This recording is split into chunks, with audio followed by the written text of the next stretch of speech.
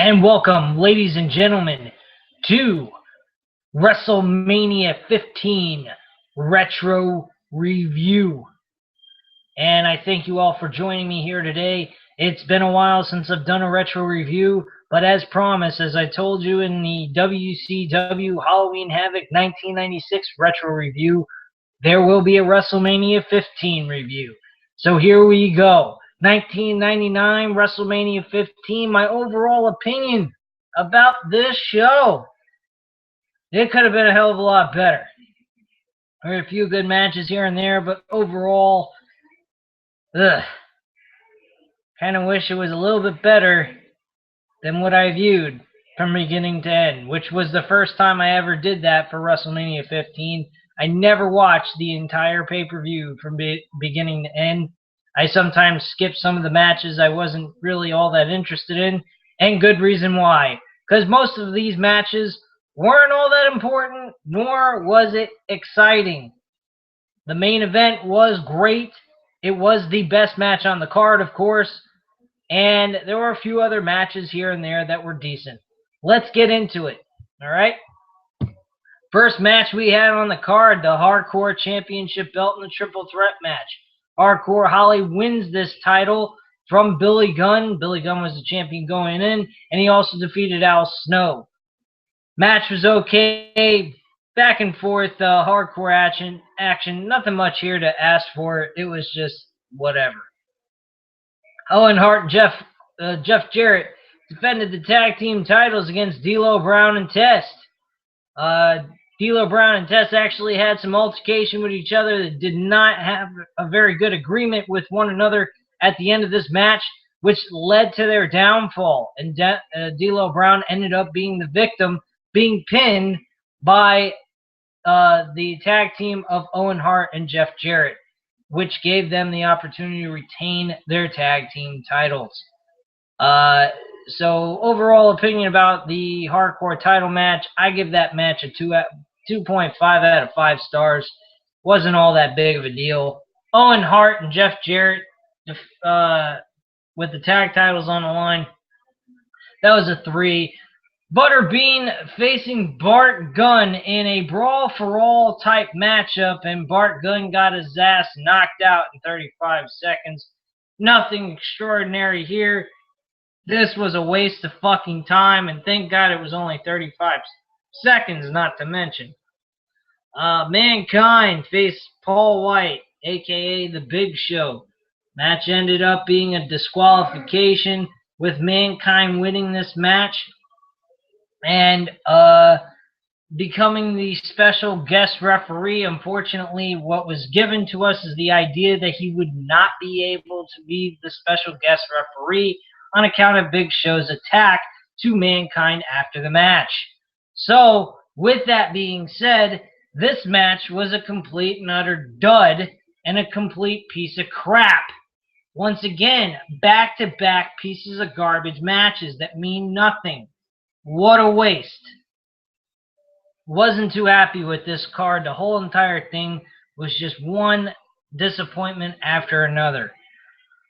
Road Dogg defeated Ken Shamrock, Goldust, and Val Venus, defending his Intercontinental Championship belt in the Four Corners elimination match. This match, I give a 3 out of 5 stars. Decent action, very entertaining, and a little bit unpredictable, giving the opportunity to Road Dogg to retain the Intercontinental Championship.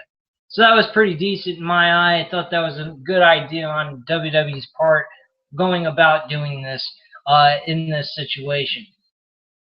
Next match after that was Kane and Triple H. Kane and Triple H's match was pretty okay. I give it a 3 out of 5 stars. It wasn't all that bad.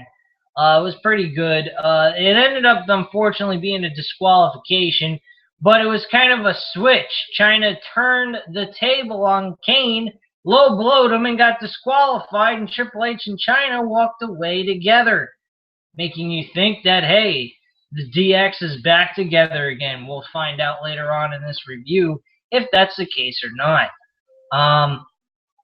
Hint, hint. Anyway, so that was that. This match, again, I say is 3 out of 5 stars. It was decent action. Sable and Tori. Sable defended the women's championship and walked away still as the women's champion, retained her title. Not a bad match for a women's diva slash divas match. I say this match was a 2.5 out of 5 stars. Wasn't too shabby for that type of matchup. Then we had Shane McMahon defending the European Championship belt against X-Pac. This was actually a pretty decent storyline that was being built up between Shane McMahon and X-Pac. Shane McMahon being playing the kid with the silver spoon in his mouth, being a punk, and beating up on people just for the sake of beating up on people because he felt like it with the Mean Street Posse. So this match was pretty cool. Back and forth action, left and right. Triple H and Chyna actually turned their back on X-Pac and pedigreed his ass straight to hell, giving Shane McMahon the pinfall and the 1-2-3. I give this a 3.5 out of 5 stars simply because of the fact it was a good match, it was entertaining, and it brought a lot of excitement to the whole entire crowd. I think that that was a very decent match. Undertaker facing the big boss man in the Hell in a Cell, and holy fuck. Could they have made this damn freaking match any more pathetic than it already was? Storyline behind it, absolutely terrific. Good freaking storyline built up with Undertaker and Vince McMahon. But, and and so forth, leaving you questioning who is the Undertaker talking about that's precious to Vince McMahon. Well, you'll find out later on in the upcoming weeks. I'm more than certain they will reveal what Undertaker's trying to talk about through the Monday Night Raw episodes. But this match, specifically for the Hell in a Cell with Undertaker and Big Boss Man, was a complete and utter failure. I cannot believe how pathetic and sad of a Hell in a Cell this match was. This was by far the worst Hell in a Cell match. I give it a 1.5 out of 5 stars. I am sorry, but this match was complete and utter garbage. I didn't even really understand where they thought having the Big Boss Man facing the Undertaker in a Hell in a Cell would be a big buy rate for this pay-per-view. But with all that being said, this match itself was the worst of the worst. I really did not like this match at all. It was very sad and pathetic of what they were doing here, and having a Big Boss Man face the Undertaker was a crying shame. Undertaker deserved better than this. The only thing that was cool and creative was the ending when they strapped fucking a noose around Big Boss Man's neck and hoisted him up with the freaking Hell in a Cell, and he started acting like he was being choked to death and being hung on a piece of rope. So that's all I have to say on that. Nothing big exciting there. I think I even heard some crowd members saying it was boring from what I heard during the event. Stone Cold Steve Austin and The Rock for the WWE Championship in a no disqualification match. Supposedly, Mankind is supposed to be the special guest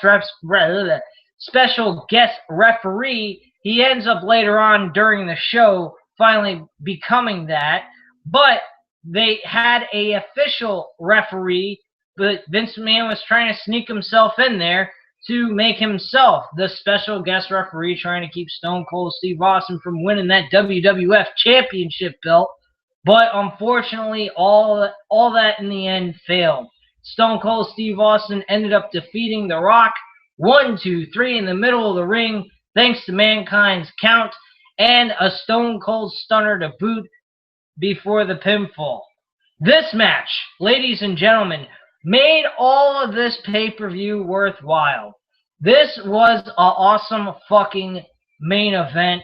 This was the show steal. This was the match of the night. No way in hell was any of these other matches before this better than Stone Cold Steve Austin, The Rock. I give this match a 4 out of 5 stars. Outstanding performance by both of these men, and it was their first time ever competing one-on-one in a big stage field match.